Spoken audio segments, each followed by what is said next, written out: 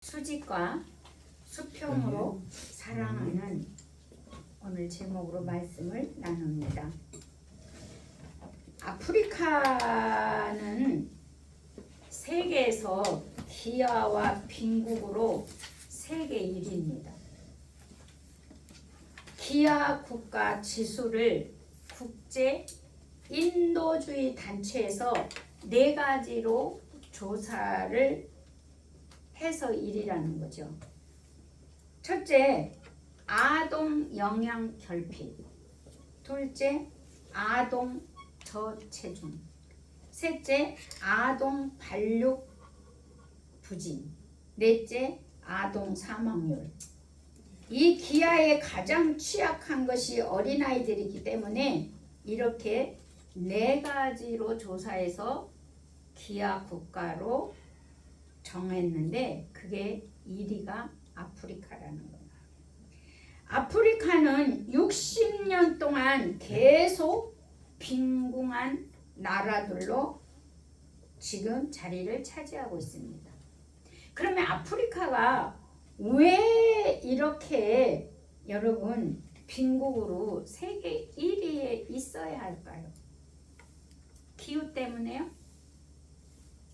물론 기후 때문도 있기는 있을 수 있어요. 더운 나라라는 거. 그런데 아프리카는 54개 국가인데 부족 국가가 많아. 분쟁, 내전, 쿠데타 이 3가지가 가난한 국가를 만들고 있다고 합니다. 여러분, 가난해지는 원인은 분쟁하는 거, 내전, 서로 싸우는 거, 또 뭐예요? 쿠데타, 내가 자리 한 자리 하겠다. 이것은 국가가 기아가 되고 빈곤한 나라가 된다.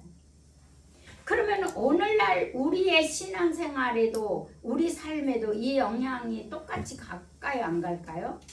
가죠. 신앙생활도 분쟁하면 안 됩니다. 소말리아는 지금 30년째 내전 하고 있고 캄보디아 같은 나라가 내전으로 인해서 인구가 어마어마하게 죽었고 해골 박스를 만든 나라가 바로 캄보디아잖아요. 그러니까 내전은요, 국민의 고통과 수많은 백성이 죽어가는 거예요. 분쟁은 같은 국가 안에서 같은 민족이 싸움으로 과거에 전쟁 포로들이 4분의 1이 아프리카에서 노예로 팔려갔어요. 이 서양인들이 아프리카에서 사람을 마구 잡아다가 파는 게 아니라 자기네 나라의 부족 국가에서 전쟁 포로로 잡은 자들을 서양에 팔아먹었어요. 그리고 이 아프리카가 분쟁과 내전과 쿠데타로 가난한 나라이기 때문에 4분의 1이 포로로 잡힌 자가 노예로 팔았다면 5분의 1은 친척 친구들이 팔아먹었어요. 무섭잖아요. 친구와 친척이 나를 팔아먹는다 생각해봤어요. 아프리카인들이 노예로 팔리고 이제는 지금 현대에 와서는 다이아몬드 그 금광을 빼앗기고 그리고 석유와 광물 자원이 풍부하지만 이 풍부한 다이아몬드 광물 자원을 관리할 수가 없는 분쟁과 내전으로 쿠데타로 여러분 하나도 자기들에게 누릴 수가 없습니다. 가질 수가 없습니다. 이것이 지금 현실 아프리카의 현실입니다. 그래서 세계 최고의 분쟁 국가가 아프리카고 가난한 국가가 아프리카예요. 오늘 왜 이 말씀을 여러분에게 드리겠습니까? 제가 역사, 시사를 얘기하려고요? 뉴스를 얘기하려고? 아닙니다. 제가 이 말씀을 드리는 것은 분쟁은 망하게 하는 일이다. 분쟁은 가난을 초대한다는 것입니다. 인간이나 종교나 제도화 되어지면 유전과 간섭과 의식, 행위에 기반을 두고 생존하기 위해서 더욱 집중하고 인간의 마음과 종교적 중심으로 살아가게 됩니다. 그러면 끼리끼리가 굉장히 집중되는 것이죠. 바로 바리새인들과 율법학자들이, 바로 유대 지도자들이 이런 사람들이라는 거죠. 유대 지도자들은 구속과 은혜와 평화와 감사와 기쁨과 용서가 거리가 먼 사람들입니다. 그 유대 지도자들이 살아가는 그 실제 모습, 오늘 왜 성경에서 우리에게 보여주고 있습니까? 왜 성경은 우리에게 기록해서 알려주고 있겠습니까? 바리새인들과 율법학자들이 예수님께 말씀을 합니다. 뭐라고 하느냐?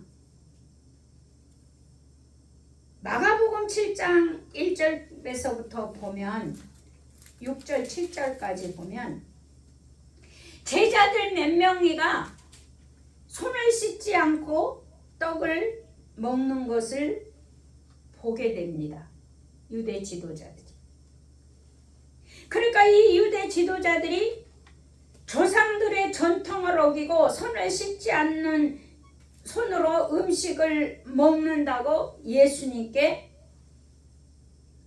질문을 하고 있습니다.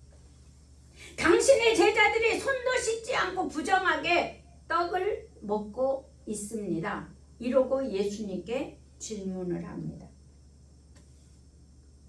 그러면 예수님이 여기서 제자들에게 얘들아, 왜 본의 안 되게 손도 안 씻고 떡을 먹냐? 이러고 야단을 치지 않았습니다. 왜요? 유대인들의 이 지도자들은 손을 씻고 떡을 먹어야 된다는 규칙, 전통, 유대인들이 만들었기 때문입니다. 여러분, 그래서 예수님이 오늘 말씀하시기를 내가 음식을 집어서 먹는 거는 나를 더럽게 안 하지만 내 속에서 나온 것은 사람을 더럽게 할 수 있다. 오늘 이거를 말씀하시죠. 그러면서 오늘 예수님이 6절에서 7절에 보면 이르시되 이사야가 너희의 외식하는 자에 대하여 잘 예언하였도다. 지금 너희들이 전통을 주장하고 유전을 주장하는 니들이 세워놓은 그런 종교를 지금 나한테 얘기하고 있는데 이거 이사야가 이미 너희들을 예언해놨어. 외식하는 자에 대하여서 예언해놨는데 바로 여러분 이사야 29장 13절을 찾아보시기 바랍니다. 이사야서 29장 13절 29장 13절 제 성경은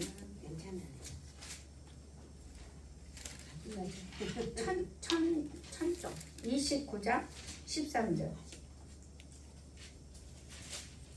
거지 비슷할 거예요. 천쪽 이사야 29장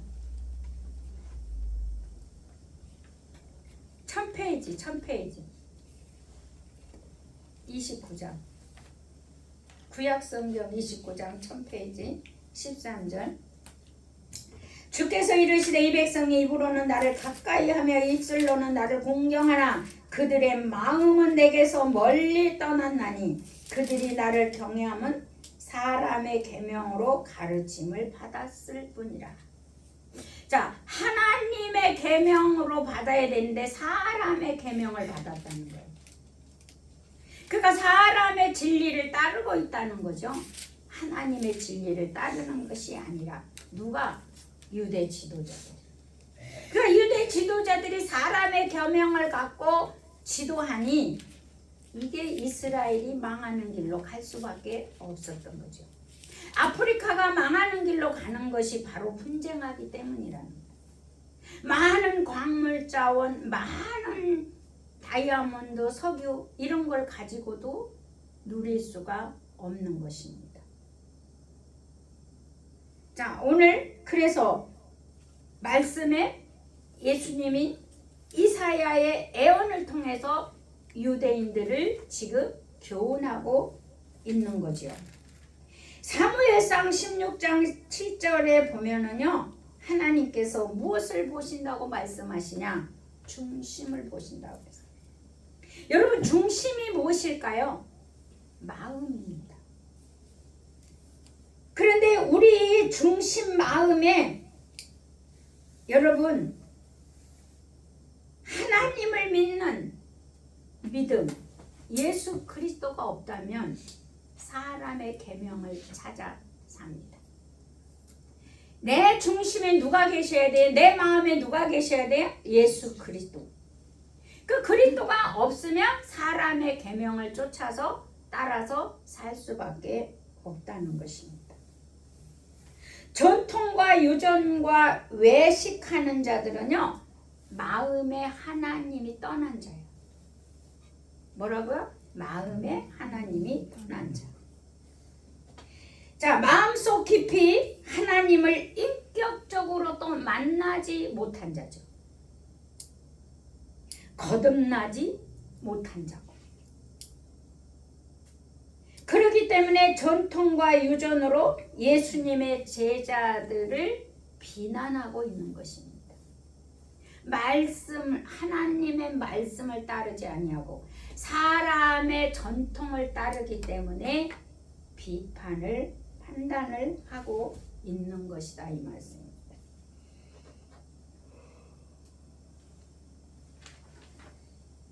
요한복음 14장 6절은 무슨 말씀일까요? 요한복음 14장 6절은 여러분 한번 찾아보세요.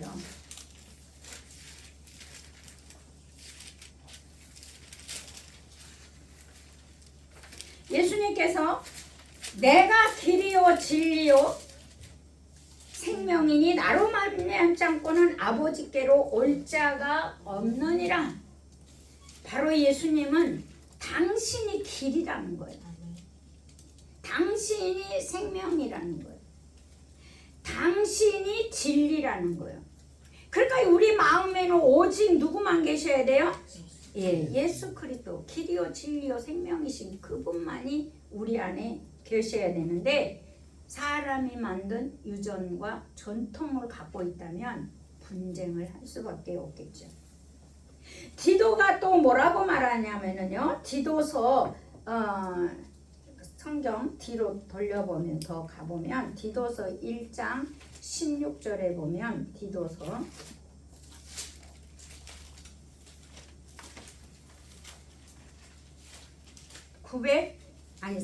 신약성경 348조 신약성경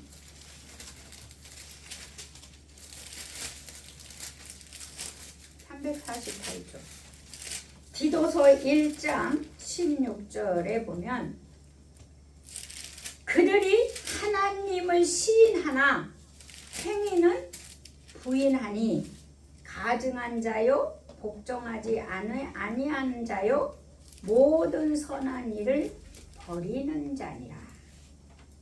자, 하나님을 따르지 아니하고 세상의 사람의 유전과 전통을 따르면 이런 자가 된다는 거죠. 선한 일을 버리는 자가 된다는 거죠. 베드로가 또 뭐라고 얘기를 하느냐? 여러분 그 앞에 가서 보면 베드로전서 1장 18절을 보시기 바랍니다. 아니 그 뒤로 히브리서 뒤에 있어요.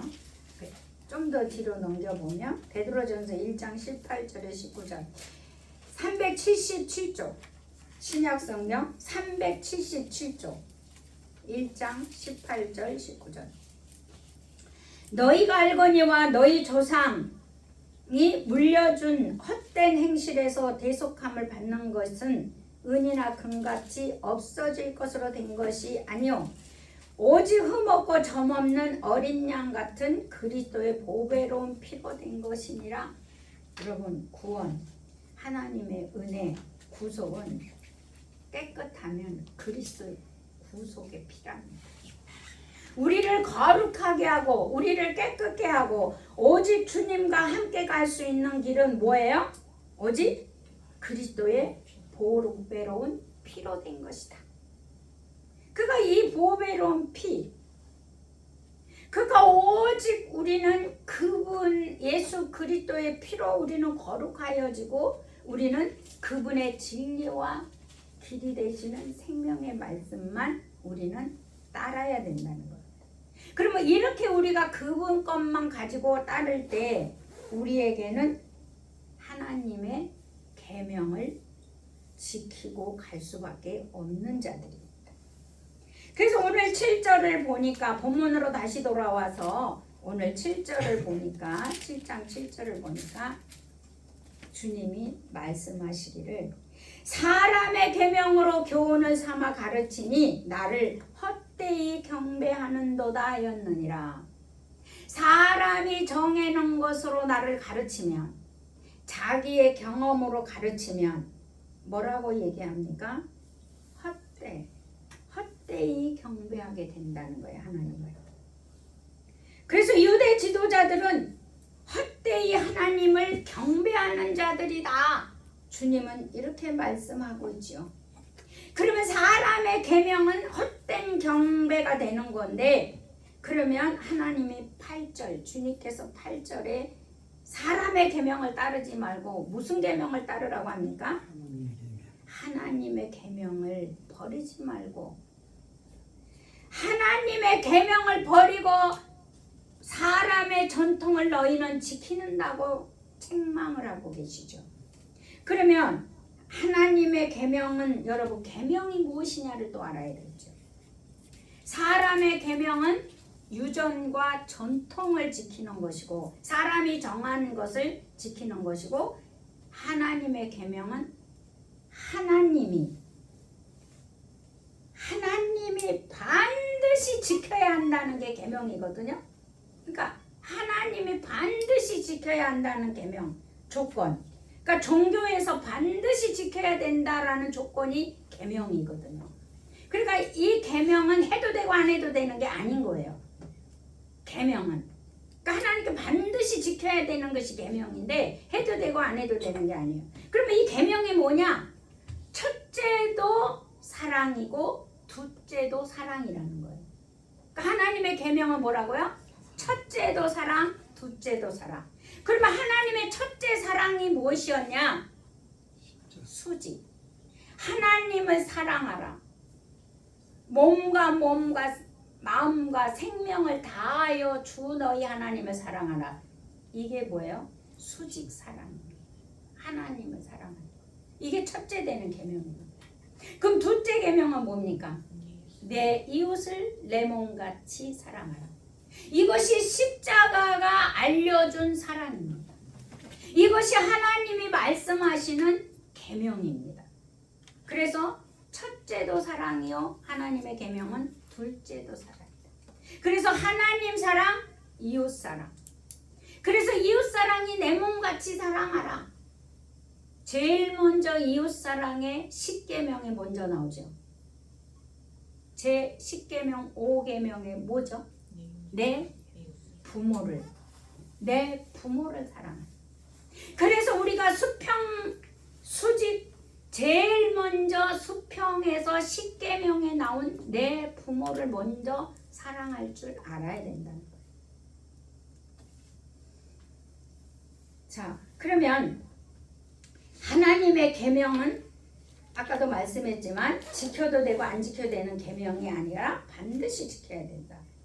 유대 지도자들이 하나님의 계명을 반드시 지켜야 한다고 했는데도 불구하고 사람의 계명을 지켜야 한다고 예수님께 감히 말씀하고 있는 거예요. 하나님이 인간의 말을 들어야 하는 것처럼 보입니다. 오늘날도 인간이 교만해서 하나님께서 자신들의 기도와 자신들의 생각대로 다 들어주어야 한다고 생각하는 사람들도 있습니다. 믿는 자들이. 여러분, 인간의 오늘 9절에 보면 또 이르시되 너희가 너의 전통을 지키려고 하나님의 계명을 잘 버려버린다. 하나님의 계명을 버려버리고 사람의 계명을 지키기 위해서, 전통을 지키기 위해서 버려버렸다는 거예요. 누가? 유대 지도자들이. 10절에 모세가 10계명을 받았을 때에 5계명이 아까 뭐라 그랬어요? 부모를 공경하라. 여러분, 부모를 공경할 때 하나님은 무엇을 대가로 주신다고 10계명에 나와 있습니까? 장수의 복과 땅을 기업으로 주겠다는 겁니다. 그래서 이 부모를 모욕한다면, 내가 그렇게 네가 공경하면 내가 장수와 기업의 땅을 줄 건데 네가 네 부모를 모욕한다면 여러분, 모욕이 뭔지 아십니까? 단어의 뜻이 무엇인지 아십니까? 모욕. 깔보고 욕되게 하는 거예요. 내 부모를 깔보고 욕되게 하는 것이 여러분 죽는다는 거예요. 이거 부모를 깔보고 욕되게 하는 거는 누가 죽어요? 내가 죽는 거예요. 우리는 이렇게 성경을 심각하게, 아주 정확하게 우리가 갖고 있지 않는 분들이 너무 많다는 거예요. 나는 그렇게 하고 있는데요. 그러면 뭐 있는 분들한테는 그냥 알고 있는 거 다시 설교 듣는다고 생각하시면 돼요. 그지 여러분이 누군가는 이 소리를 들어야 되기 때문에 또 이 말씀을 하고 있는 거예요. 여러분, 육신의 부모나 영적인 부모에 해당이 된다는 거 아십니까? 현대인의 성경에서도 모욕이라는 단어는 저주로 표현되고 있어요. 저주. 그러니까 부모를 욕되게 하고 깔보는 것은요, 여러분 저주가 되는 것이고 죽는 일밖에 없다는 거예요. 야, 이게 우리가 이런 심각함을 갖고, 그래서 제가 보면은 이렇게 신방전사 때부터 이렇게 사람들을 많이 제가 접하게 되지 않습니까?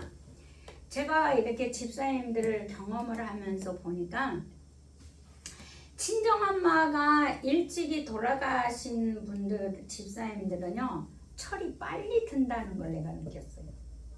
근데 친정엄마가 오래오래 살아서 다 해주는 사람들은요, 철이 더디 든다는 걸 제가 제 개인적으로 느낀 거예요.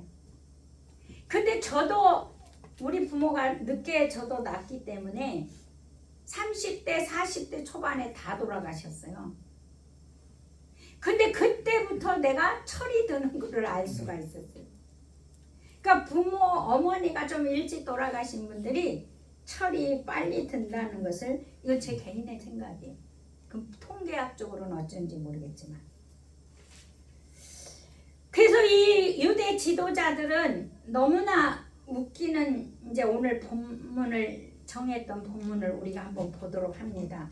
10절에서 12절까지 한번 볼게요. 모세는 내 부모를 공경하라 하고 또 내 아버지나 어머니를 모욕하는 자는 죽임을 당하리라 하였거늘 너희는 이르되 사람이 아버지에게나 어머니에게나 말하기를 내가 드려 유익하게 할 것이 고르반 곧 하나님께 들음이 되었다고 하기만 하면 그만이라고 자기 어머니나 아버지에게 다시 아무것도 하여 드리기를 허락하지 아니하여. 자, 이 말이 무슨 말이냐? 내가 하나님 앞에 제물을 드렸고 예물을 드렸기 때문에 고르반 부모에게는 안 드려도 된다. 이것이 유대인들 지도자들의 전통. 이걸 예수님이 맞다고 인정해 줍니까? 아니죠. 고르반의 뜻이 무엇입니까? 하나님께 내가 제물을 드렸다. 이것이 고르반이거든요. 내가 이거 하나님께, 그러면 지금 하나님께 드려서 내가 하나님을 공경한 거는 지금 뭔만 한 거죠? 수직만. 그러면 내 부모를 하지 않는 거는 뭐예요? 수평. 그러니까 온전한 것이 아니기 때문에 오늘 주님이 유대인들에게 얘기하고 있는 것이죠. 네. 그러니까 하나님께 드렸으니까 수직관계 했으니까 나는 안 해도 된다. 부모에게 안 해도 된다. 그래서 13절에 예수님이 말씀하시기를 너희가 전한 전통으로 하나님의 말씀을 폐하는구나. 니들이 생각하는 전통과 유전으로 하나님의 말씀을 폐해버리구나. 그러니까 수평을 없애버리는구나 이 말이죠. 저희 형제가 6남매인데요. 제가 보면 딱 2명이가 우리 부모를 그렇게 잘 섬겨요. 6남매 중에 2명만. 그런데 이 2명이 정말 잘 섬겼거든요. 휴가 때는 농사철에 와서 땀 뻘뻘 흘면서 농사지니까 도와주고, 그리고 하나는 장남이라고 월급을 그 당시에 꼬박꼬박 월급에서 20만 원 생활비 드리고, 그러면서 6명 중에 2명만 그렇게 부모를 잘 공경하더라고요. 그런데 공경하는 그때부터 그 두 사람은, 우리 형제 중 2사람은 지금까지 뭐가 있는지 아십니까? 누림이 있습니다. 부요가 있습니다. 지금까지, 그때부터 지금까지 부요와 누림이 있습니다. 여러분, 이런 은혜를 저버리시겠습니까? 그러면 나 부모 없는데요.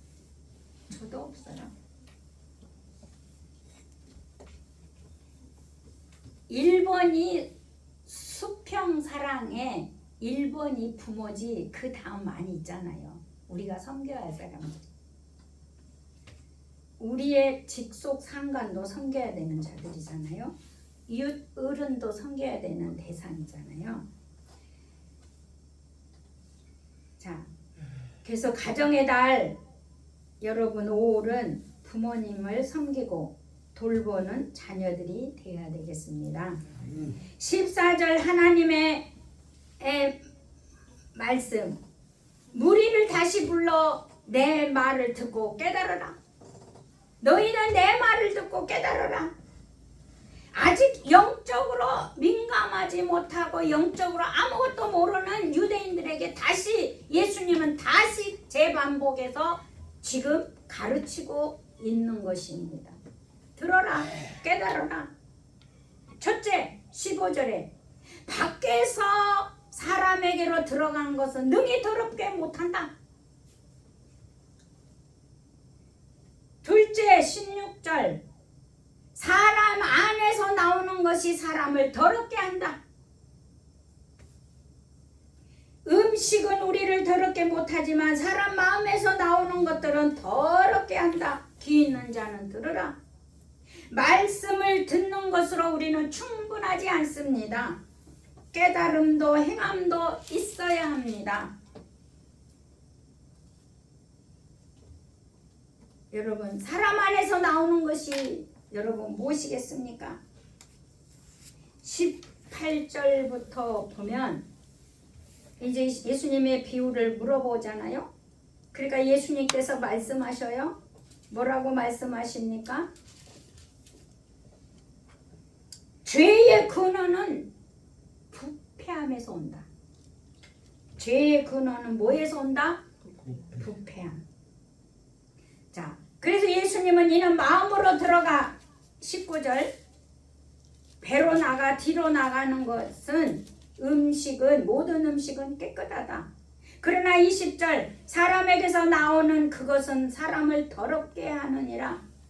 자, 사람에게서 나오는 것은 무엇에서 나온다고요? 마음에서 나오고 악한 생각 곧 음란과 도둑질 살인 간음 탐욕 악독 속임 음탕 질투 비방 교만 우매함이니 이 모든 악한 것이 다 속에서 나와서 사람을 더럽게 하느니라. 그럼 이 말을 다시 제가 정리를 하자면 죄의 근원인 인간의 마음 또한 인간의 생명의 가장 핵심 부분이 마음인데 죄의 근원이 거기에 있다. 그래서 인간을 더럽히는 것은 인간의 마음이다. 인간의 마음이 부패하니 인간은 스스로 부패시킨다. 인간은 사물에 의해서 주위에서 나를 더럽히는 게 아니다. 내가 내 마음에서 부패하면 스스로 나를 더럽히는 것이다. 인간의 마음이 정결하지 못한 이유는 마음이 오염됐기 때문이다. 인간은 사물들을 가지고 더러운 일을 행한다. 그러니까 사물을 더럽히게 한다 이거죠. 인간의 마음은 행위와 선악을 결정할 수 있다는 것. 내가 선을 갈 거냐 악을 갈 거냐. 그래서 인간의 마음은요, 인간의 이성, 논리적 사고, 깨달음 이런 생각의 근원이 마음에서 결정된다는 겁니다. 두 번째는 인간의 마음은 감정이 있고 애정이 있고 욕망인데 바로 인간의 마음에서 근원이 된다는 거예요. 이런 욕망도 애정도 감정도. 세 번째는 인간의 마음은 인간의 영혼 즉 양심, 의지, 믿음 그런 것도 다 인간의 마음에서 근원이 된다는 것입니다. 그래서 21절의 죄는 인간의 본성에서 시작된다. 예수님이 말씀하시기를 21절 속에서 곧 사람의 마음에서 나오는 것은 악한 생각, 음란과 도둑질과 살인 이런 것들은 어디서 나오느냐? 인간 본성, 인간 마음의 본성에서 나온다. 곧 마음 속에서 죄는 인간 속에서 자라는데 인간 마음 속에 자라는데 악한 생각 속에서 죄는 인간의 행동으로 나타난다는 거예요. 자, 그러므로 23절을 보시면 우리 믿는 자들은 이것에 대하여서 이 모든 것에 대하여서 우리는 죽은 자입니까? 산 자입니까? 죽은 자입니다. 이 모든 것에 대해서 우리는 죽은 자들입니다. 근데 우리는 죽은 자들인데 왜 예수님은 이 말씀을 우리에게 굳이 교훈하고 있을까요? 이렇게 살지 말라고. 이렇게 돌아가지 말라고. 아멘입니까? 아멘. 그래서 우리는 그것에 죽은 자이기 때문에 바울이 뭐라 그럽니까? 날마다 뭐한 자다? 우리는 죽는 자다. 날마다 죽은 자다. 그래야 우리가 수직과 수평의 사랑이 십자가 사랑을 할 수가 있다는 거예요. 날마다 죽은 자이기 때문에 우리는 이 사랑을 할 수 있다는 거예요. 그래서 우리들은 갈라디아서 2장 20절 날마다 죽고 부활의 생명으로 사랑하는 자들입니다. 네. 그래서 고린도전서 15장 31절 날마다 죽는다라는 구절을 한번 찾아보도록 하겠습니다. 고린도전서 15장 31절 15장 31절 바울은 그래서 이런 것에서 죽은 자들이기 때문에 날마다 나는 뭐한다? 죽는다고 얘기합니다. 죽은 자인데도 이것이 있기 때문에 죽은 자라고 죽어야 한다고 합니다. 시작. 형제들아 내가 그리스도 예수 우리 주 안에서 가진 바 너희에 대한 나의 자랑을 두고 단언하노니 나는 날마다 죽노라. 그러니까 우리는 이런 것들이 날마다 죽은 자인데 올 때마다 우리는 또 죽어야 되는 거예요. 왜요? 우리는 마귀의 세상, 이 나라가 세상 나라가 마귀의 나라에서 살고 있기 때문에 그들은 우리를 잠잘 때 뿌려놓습니다. 그래서 우리는 잠잘 때 뿌려진 것들을 날마다 우리는 죽어야 됩니다. 그래서 우리는 내 이웃을 부활의 생명으로 사랑하고 하나님의 계명을 지키는 자들입니다. 하나님의 계명을 우리는 따르는 자들입니다. 그래서 여기에서 해방이 됐음으로 말미암아 우리는 죽은 자라고 고백하고 날마다 바울처럼 죽은 자가 되시기를 예수 이름으로 축복합니다. 사랑하고 축복합니다. 이 시간에 우리 이 말씀을 생각하면서 한번 통성으로 기도하겠습니다.